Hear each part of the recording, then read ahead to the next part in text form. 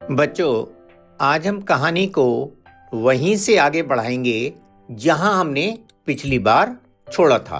पिछली कहानी में हमने देखा था कि दमनक और कर्टक शेर की सभा में जा रहे हैं।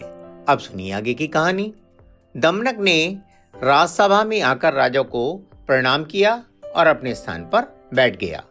पिंगलक ने हाथ उठाकर दमनक के प्रणाम का जवाब दिया और पूछा, दमनक, किस कारण से आए हो? सब कुशल मंगल तो है ना?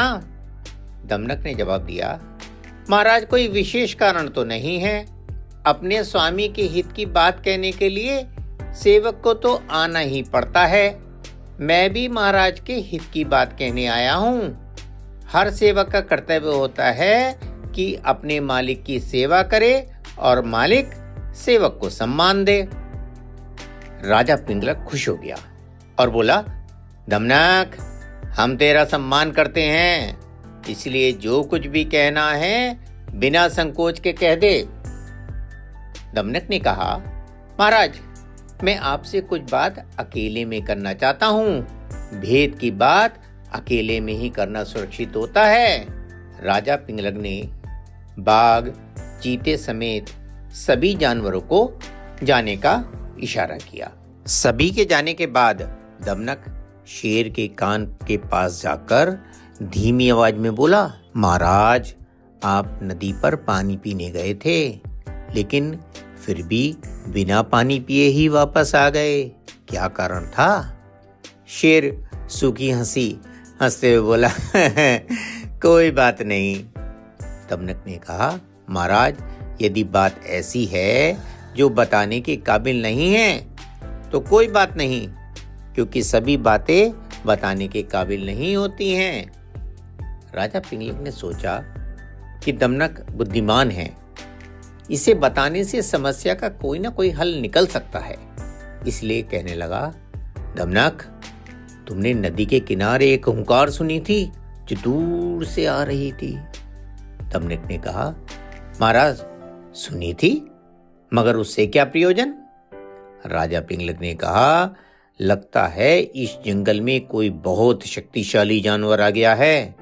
जिस जानवर की आवाज इतनी भयंकर है, वह जानवर कितना शक्तिशाली होगा, इसलिए मैं इस जंगल से जाने की सोच रहा हूं। दमनक ने राजा पिंगलक को समझाया, महाराज, केवल आवाज सुनकर डर जाना समझदारी नहीं होती है। मैं आपको गुमायू गीदड़ और ढोल की कहानी सुनाता हूं। राजा पिंगलक ने गंभीर स्वर में पूछा, दमनक, ये गुमायू की कहानी क्या है? दमनक मुस्कुराया और आदरपूर्वक बोला, महाराज, एक बेहद दिलचस्प कहानी है, सुनिए। बहुत समय पहले की बात है। एक गीदड़ था जिसका नाम गुमायू था। एक दिन वह भूखा और प्यासा जंगल में इधर से उधर भटक रहा था। भोजन की तलाश में चलते चलते वह जंगल के पास एक पुरानी लड़ाई के मैदान तक पहुंच गया। वहां दो सेनाएं लड़ चुकी थीं और युद्ध खत्म होने के बाद अपना बहुत सा सामान छोड़कर चली गई थीं। गुमायू ने इधर उधर देखा। अचानक उसे एक अजीब सी तेज आवाज सुनाई दी।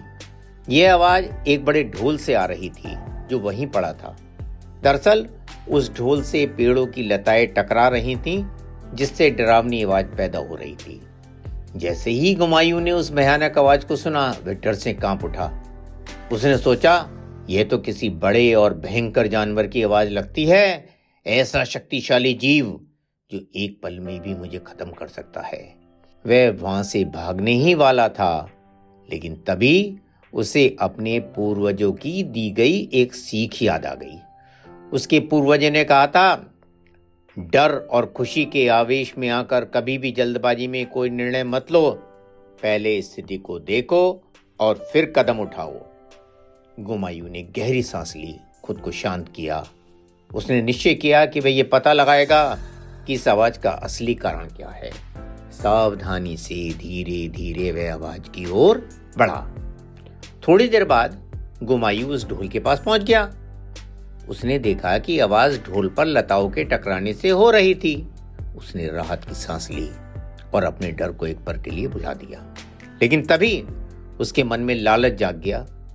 उसने सोचा ये जो भी है, इसका शरीर इतना बड़ा और मजबूत है, जरूर इसके अंदर बहुत सारा मांस, चर्बी और रहा होगा। अगर मैं इसे खा लूं तो मेरी कई दिन की भूख मिट जाएगी।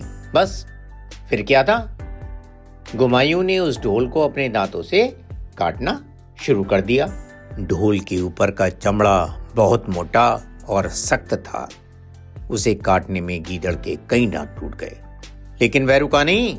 उसने अपनी पूरी ताकत लगाई और अंत में ढोल में एक बड़ा छेद कर दिया। अब वह छेद से अंदर झांकने लगा, लेकिन जो उसने देखा उससे वह हैरान रह गया। ढोल के अंदर तो कुछ था ही नहीं, न मांस न चर्बी। अंदर से ढोल पूरी तरह खाली था। ढोल की पोल खुल गई थी। कहानी सुनाकर दमनक ने कहा, महाराज, इसलिए मैं कहता हूं कि आवाज सुनकर डरना सही नहीं है। अक्सर ढोल की पोल खुल ही जाती है। राजा पिंगलक ने दमनक की बात को ध्यान से सुना और सहमति में सिर हिलाया। उसने महसूस किया कि केवल हुंकार सुनकर डर जाना सही नहीं था। उसे इस खतरे की असलियत का पता लगाना होगा। उसने कहा, दमनक, तेरी बात में सच्चाई है। बिना सोचे समझे जंगल छोड़ देना मेरे जैसे बलशाली शेर की गरिमा के लिए उचित नहीं होगा। बच्चों, इस कहानी से हमें यह सीख मिलती है कि किसी भी डरावनी स्थिति का सामना धैर्य और समझदारी से करना चाहिए। केवल भ्रम या आडंबर से घबराने की जरूरत नहीं होती। अगली कहानी में हम देखेंगे कि कैसे पिंगलक शेर को आवाज के पीछे की सच्चाई पता चली।